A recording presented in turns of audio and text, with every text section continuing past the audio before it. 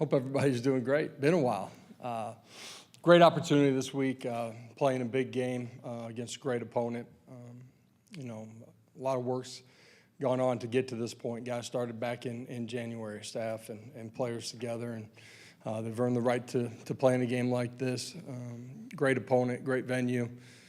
You look at Ohio State defensively; they lead almost every category in the country, and offensively got elite players on that side of the ball, and they tie it together well with special teams. So huge challenge for us, but one we're really excited about. And preparation's been good. We got to continue that this week and get ready to go play our best football when we get up to Columbus. So great opportunity. Hope we see a bunch of our fans showing up as well. Open it up. We'll start in the back with Rick and then up front here with Jay. Hey, Coach, bowl games are fun and teams get much needed extra work, but how important is it for this program to be playing such a meaningful game this time of year? Yeah, absolutely. One of the goals for our program is to earn the right to get into this tournament. Proud of what our guys have done. First week of this preparation, we got a lot of young guy work. We've been intentional with that throughout the course of the season as well, and have tried to continue that as we've shifted our focus to Ohio State. But this is all the work and energy that you put into it. This is where you want to be. Josh, for the people that believed in your vision before you had anything to point to, Dylan specifically, what does it mean for you to get to this point, to be in the playoff, and to have tangible results of things that they believed in when you had just gotten here and they were coming on board? Yeah, absolutely. Next step for us as a program, 2 years ago, I think we finished sixth in the country. There's a lot of guys that have been a part of building this. You look at the senior class, guy like Dylan that bought into the vision before there was tangible proof on the field of who we are, what we're about, and how we're going to go play together. And it only happens because of the guys inside of that locker room. It's a room filled with guys that care about the guys around them.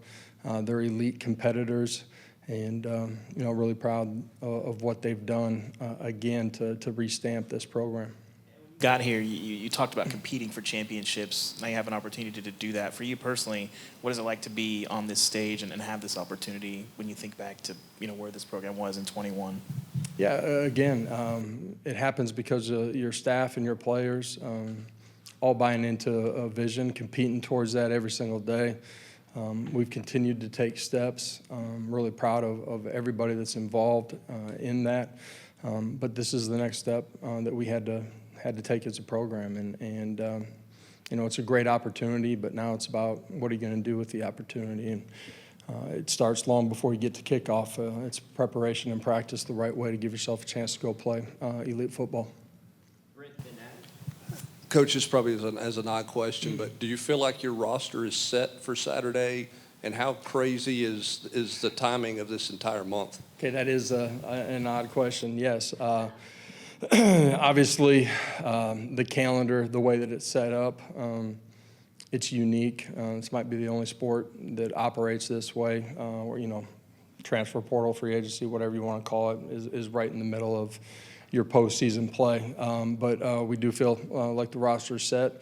This group's ready to go compete and ready to prepare the right way.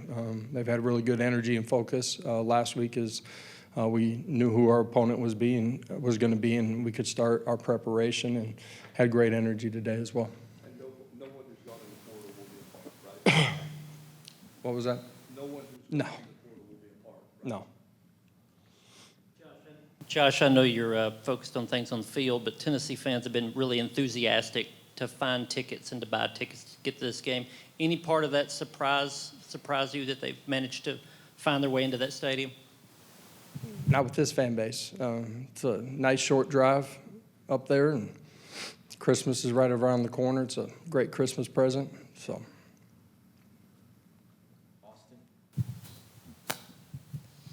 So many people are making a big deal about the weather. I'm not sure Ohio State's played any games in 20 degrees either this time of year. Is this temperature-wise look like a South Dakota type winter day? Yeah, it's a June day in South Dakota. It's going to be great football weather. You know, a couple of weeks ago we played in 30-degree weather. We practiced in the morning, still chill. You know, as cold as it will be around this area, and at the end of the day, you know, you get between the white lines. Weather doesn't matter. You know, the temperature doesn't, and we'll be ready to go play. It'll be a lot of fun. That Tennessee should just be happy to be in the playoffs. You're playing with house money. What would you say to that narrative that you're just happy to be in the playoffs? And if you're just happy to be there, it's going to be a quick cup of coffee. So the mindset of this team is get ready to go play our best football. We understand the opponent that we're playing. You know, they got an elite roster, really good coaches, prestigious program. We got to go play good football.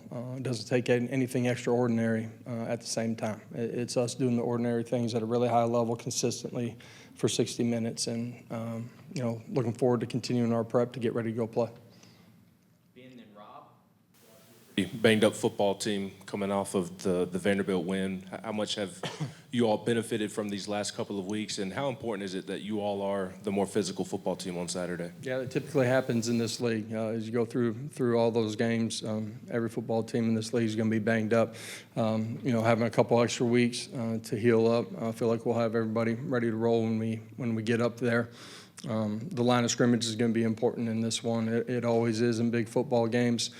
You got to be able to run the football on the offensive side of the ball. Defensively, you got to control the line of scrimmage. That's your first and second level and your safeties in particular. But line of scrimmage will matter. You want to get people into predictable third downs and then be able to rush the passer and get off the field. You guys got on the cusp of all this 2 years ago, and it felt like it happened so fast for your program. And you talk about your guys just need to do ordinary things at a high level. Do you feel like this team believes that more than maybe they did 2 years ago, where it happened so fast it was like you had whiplash getting there? Yeah, I don't think anybody in the locker room had whiplash 2 years ago. But we understand what big games look like, what they feel like, you know, the type of environments that you're going to play in.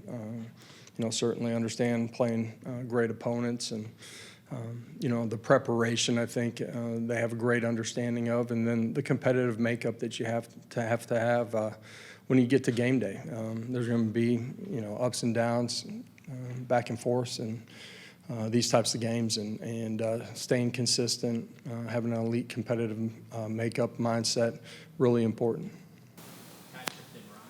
Josh, what's something you've learned about Nico over the course of his first season starting for you?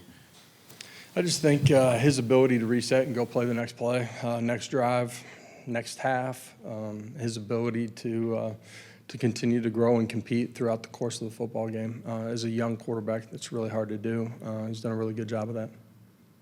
Josh, I know you guys are getting ready for a game, but you've also added some of your newcomers from your signing class. What's that been like the past few days, and what have you seen from them so far? Yeah, got a chance to get on the field with them yesterday and today.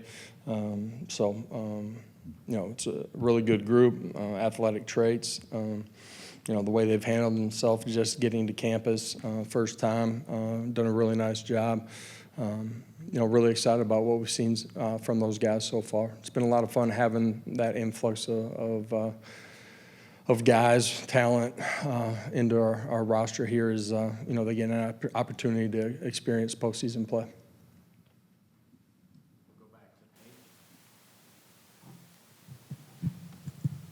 OSU has a pretty elite trio of wide receivers. How do you think your DBs will fare in that matchup? Yeah, it'll be a big part of it. You got to not give up a bunch of big explosive plays where they create momentum, field position, you know, ability to score points. So it does start with the line of scrimmage for us, but we got to do a great job of playing disciplined and matching people out, playing with fundamentals and technique, and then going and making plays. There's going to be one-on-one situations. We got to win the lion's share of those. Josh, you look at Ohio State in the red zone, both offensively and defensively, really efficient football team. What have you seen from their units that make them so effective inside the 20? Yeah, defensively, within the scope of the structure that they're playing, they got great discipline. Their eyes are in the right spot. They match things out. Their front seven make it tough to run the football. Then offensively for them, they do a really good job in those situations. Dynamic playmakers out on the outside, so when you load the box, they got guys that have the opportunity to go win in one-on-ones, and when you don't, they're efficient in running the football. Running backs are elite, for us, defensively, we got to do a great job. And, if you can hold them to field goals, it changes the way the game's played. Offensively, we got to find a way to get 7 down there. Josh, back to the early enrollees. Everybody's trying to sell to recruits that they can get to the playoff at a program. How does it help you guys reinforce that message when these guys are actually practicing here while the team's getting ready to go to the playoff? Yeah, absolutely. You're not talking about it. They're right in the midst of it, and they're a part of the preparation. And, they're learning what it looks like to be a college football player at this level, but to do it inside of our building. And you're doing it while you're preparing for a big game. So not a better opportunity to understand what it's going to take to play at the highest level. Coach, when you have a couple of weeks off, can there be a lot of new wrinkles thrown in, or is this kind of, you are what you are, but both teams kind of are what they are at this point when you go play? Yeah, we have nothing new defensively, offensively, or special teams. It'll be exactly what we've done.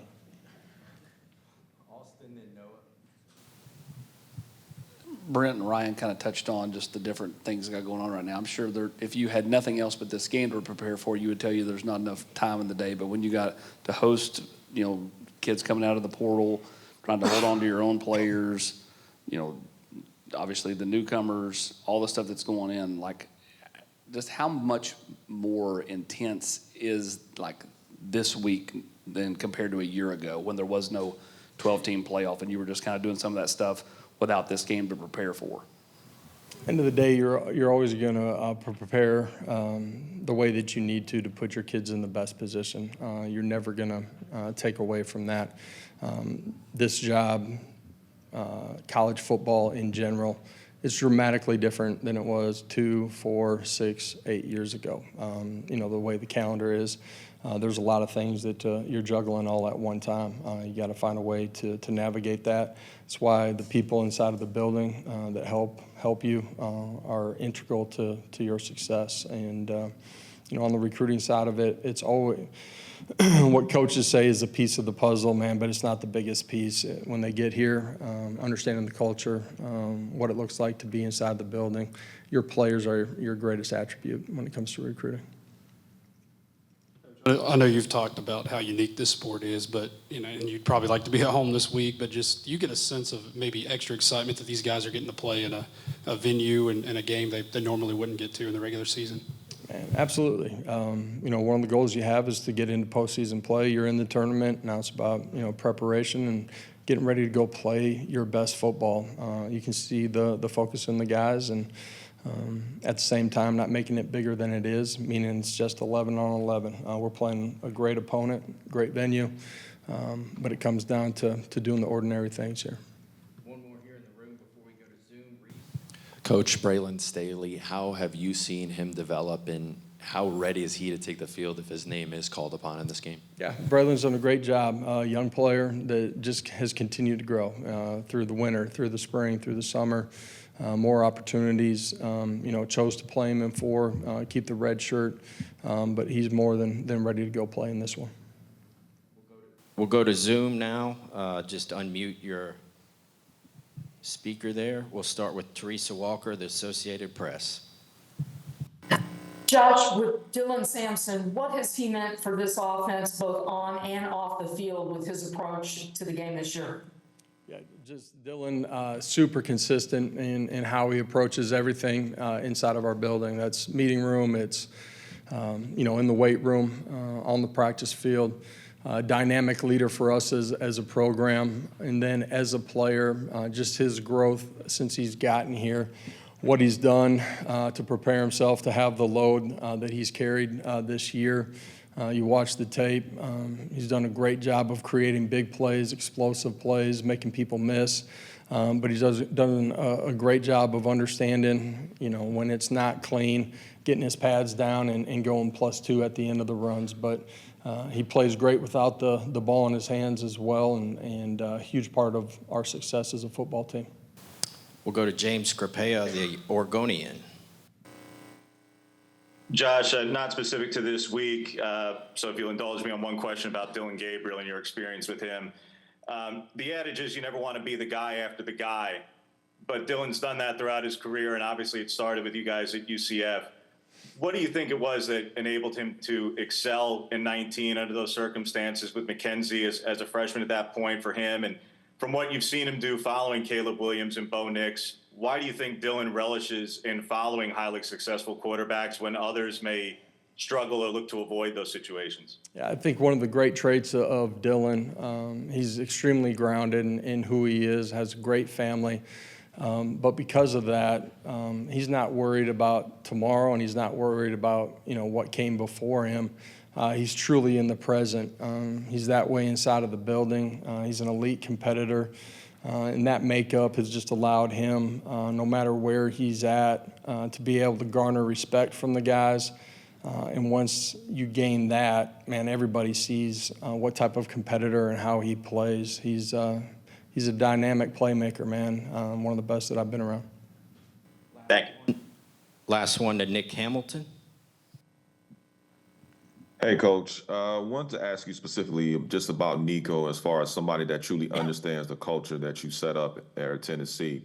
What are some of the things that you've seen, not just on the field, but off the field, that he's been able to really be a positive face for this organization and for this team? Yeah, as a young player, everybody wants the quarterback to be the leader immediately. Smart, young quarterbacks understand that there's a growth and an evolution to it. Nico's been great in one-on-one situations from the time that he got here, communicating with wideouts. He grew into, communicating and challenging the five guys in front of him.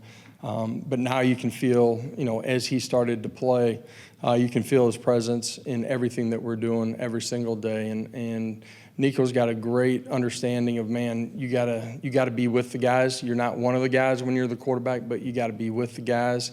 You see him at the hotel on Friday nights. He's eating dinner with the offensive lineman. He's with the defensive lineman. He does a great job of, kind of getting out of his quarterback group or just the offensive unit and developing relationships with those guys. And that's a big part of leadership. Those guys having a relationship with you, understanding that you care about them, allows you to lead them.